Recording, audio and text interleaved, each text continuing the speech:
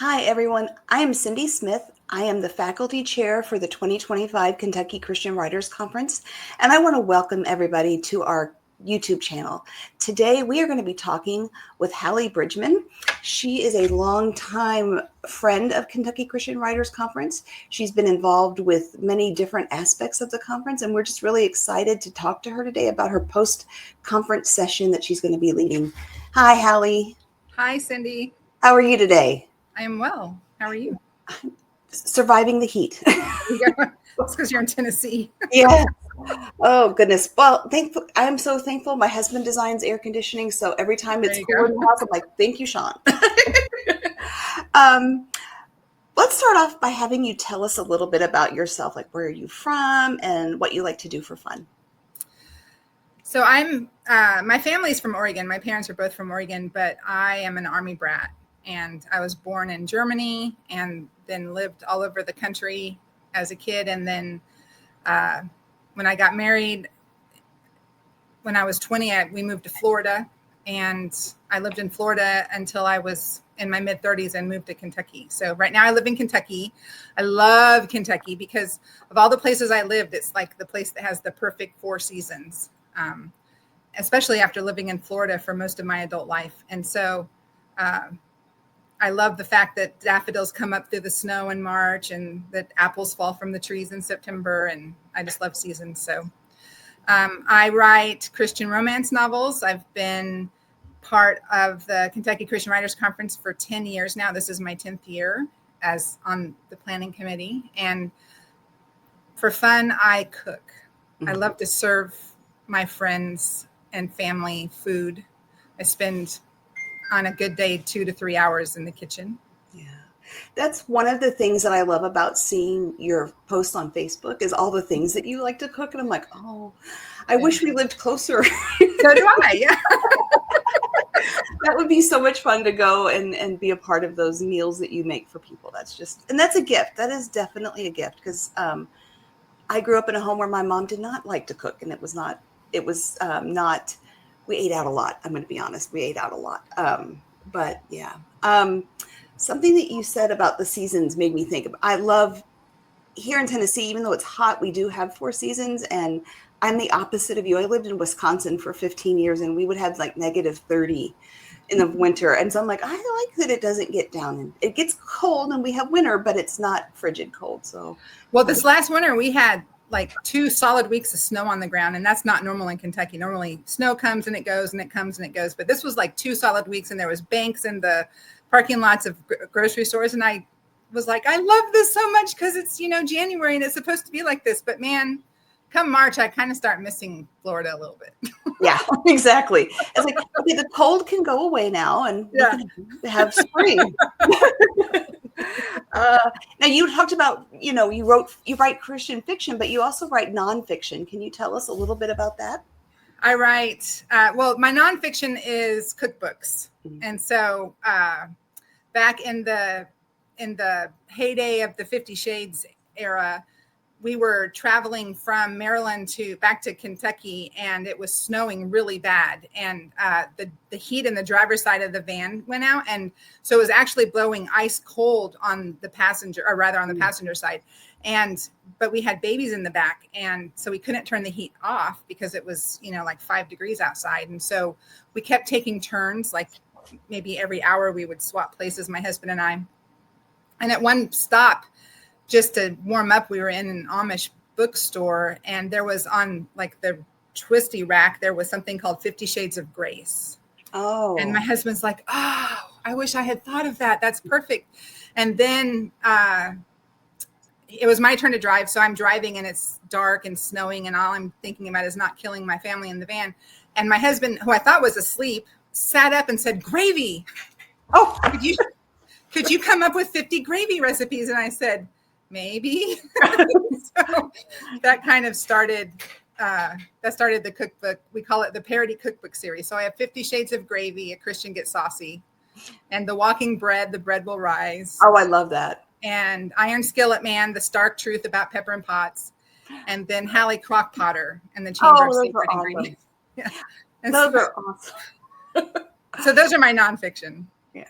I love cookbooks. I have a whole bunch, and my husband's like, why do you tend to cook the same thing? You have all of these cookbooks. So he's challenged me to pick a recipe from like once every 2 weeks, make one recipe out of the cookbooks. So that's what I do. I have about, I don't know, maybe 300 cookbooks, and I read cookbooks for fun. That's what I like. I'll take a cookbook into the bathtub with me. And so my favorite cookbooks are mid 19th century American cookbooks. And so I've started collecting those now, and I love them. That's awesome. That is awesome. My iPad went to sleep. I'm sorry. So talking about cookbooks, I understand that you grind your own grain to make bread, and it sounds yummy, but is it also a lot of work? No. Okay. Now, I have to plan to have bread. When I know that I need bread, I make it special, or I always have a loaf made. But grinding wheat, like whatever I need for the recipe, I grind at the moment, because the nutritional value in flour decreases over time. And so, so many days after it's ground, it actually has no nutrition in it. And so the most nutrition you can get in it is immediately ground. And so when I need it, I grind it, and then I make the bread. And, that takes a couple hours because bread has to go through a process. But, the most work is sprouting it. Okay. Which is just, you get into a rhythm, you get into a pattern. And so you have wheat that you dampen and let it sprout, which breaks down the phytic acid inside of it and makes it better for you to eat. And then I put it in a dehydrator and dehydrate it. And then I have it stored in a container ready to grind when I need it. Okay. And how long does that usually take to get it to grind, like from in the container to ground for the recipe? Seconds. Oh, that's awesome. That's awesome. Mm-hmm. I love that. Yeah. You are, like I said earlier, you've been a friend of KCWC for a long time. You've served on the planning team. You've been coordinator. You've been a member of the executive board, and now you're overseeing the publicity part of the conference. So what keeps you connected to KCWC? Early days of my writing career, I, as a romance writer, and I was a member of Romance Writers of America, I went to any conference I could get to in 2013. And the first one, so this is my 10th year on the committee, but one of them was Kentucky Christian Writers Conference. And that was one of the first Christian writers conferences I went to. I went to several romance conferences and conventions, and decided really quickly that wasn't my place to be. There's a lot in the romance writing industry that isn't something that I want to be a part of. And the conferences kind of highlight all of that. And so, and I live in Kentucky. And so after I went to all of these different writers conferences and started understanding like what I saw at all of them and what looked like it needed to change in most of them, and what was feeding me and what wasn't feeding me. And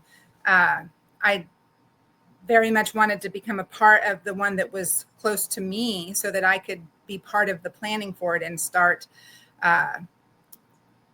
just helping people that were, still printing copies and putting them into report folders as the program, where I could come in and say, I know how to create a program on a computer. Let me make one for the conference.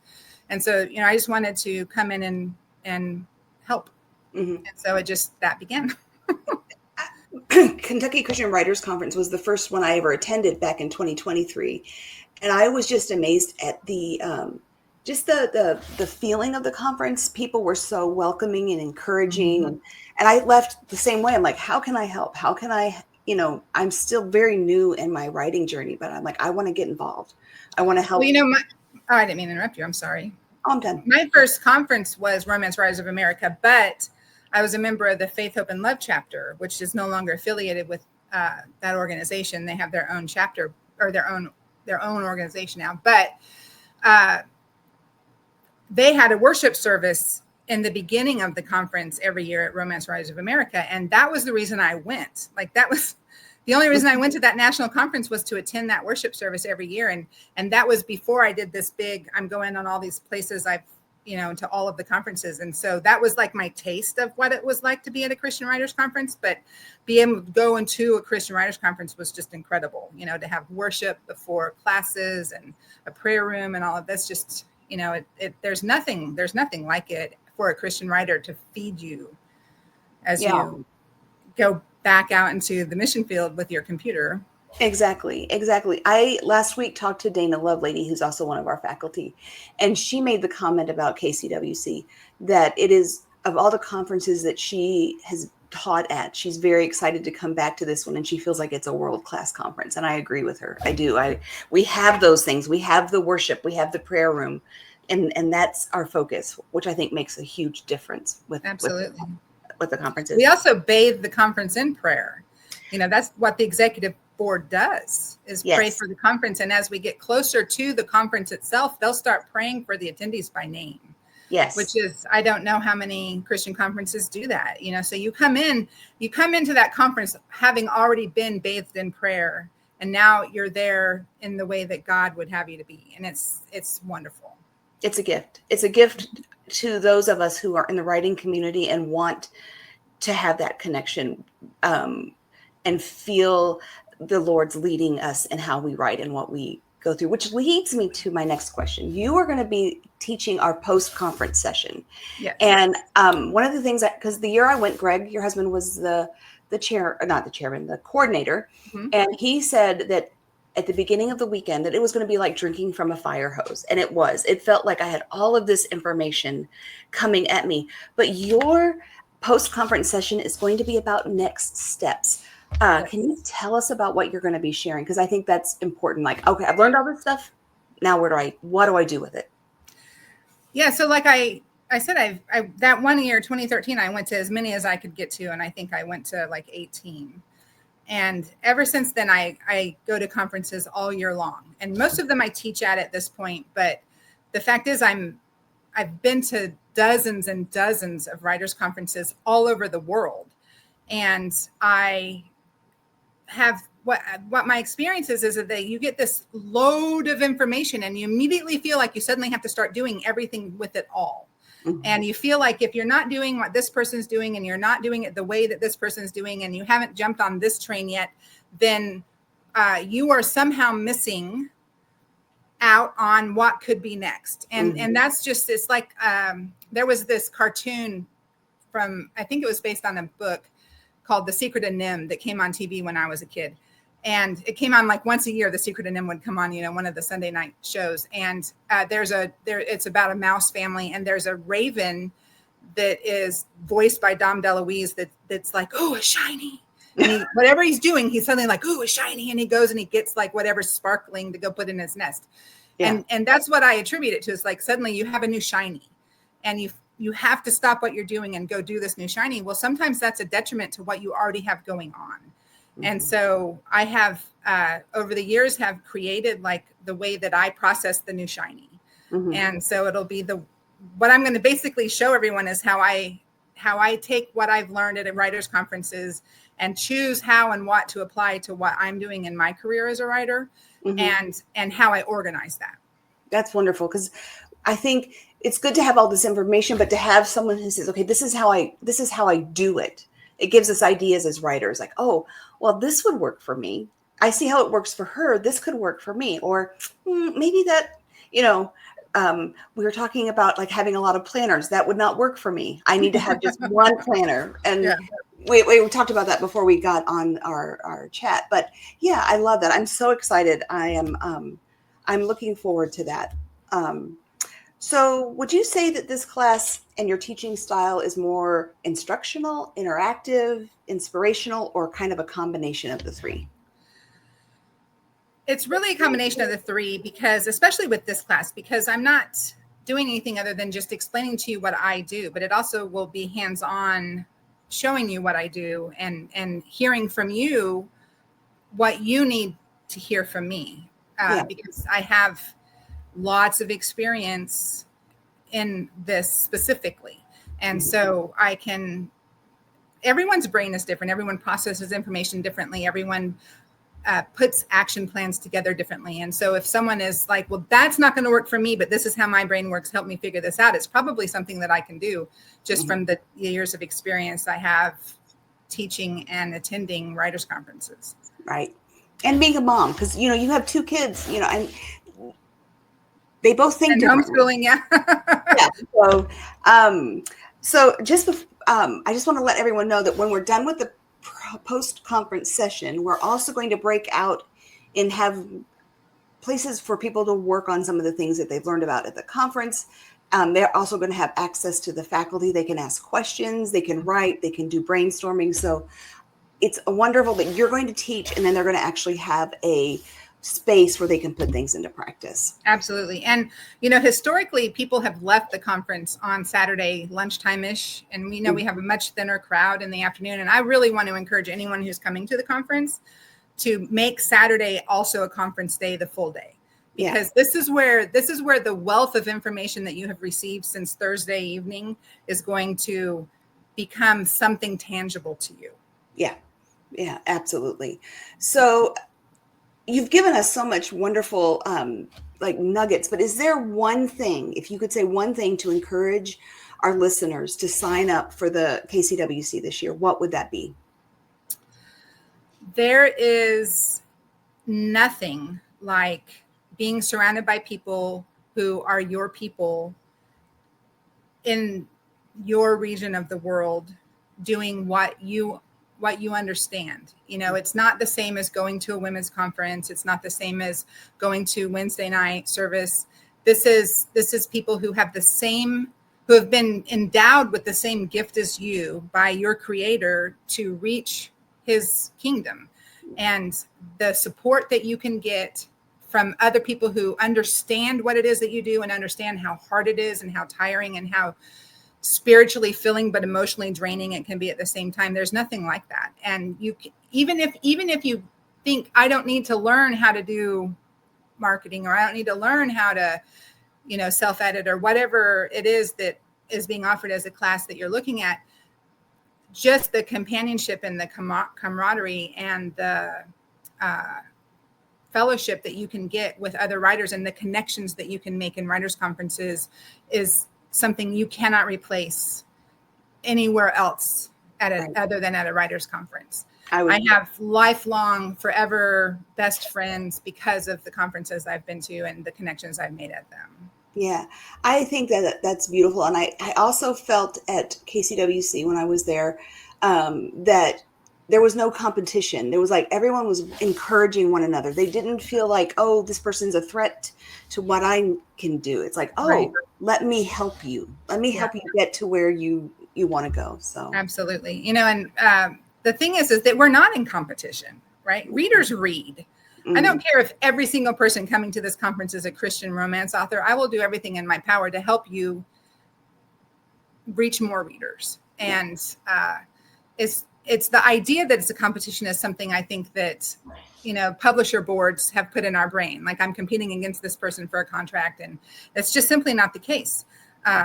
We all have been given a mission by God, and it's not going to interfere with someone else's mission. Not if we're listening to Him and doing it the way that He wants us to do it. Right. It makes me think of how we talk about in the scriptures, how we all have different functions in God's body, but we are just as needed. Like, the hand can't say to the foot, I don't need you. We're all needed to carry God's redemptive story to the world. Right. So, yeah. Well, just closing, thank you so much for talking to us today. We are so excited. I am so excited. I'm ready for October. I'm not ready for winter, but I'm ready for October. Right. I'm ready for these wonderful, the things that the faculty is going to teach and get to see people. And just as a reminder, we're going to be in Elizabethtown, Kentucky, October 16th, 17th, and 18th. And we would love to see as many of you there as possible. So absolutely. Thank you for joining us, Hallee. Thank you, Cindy. Bye-bye. Bye.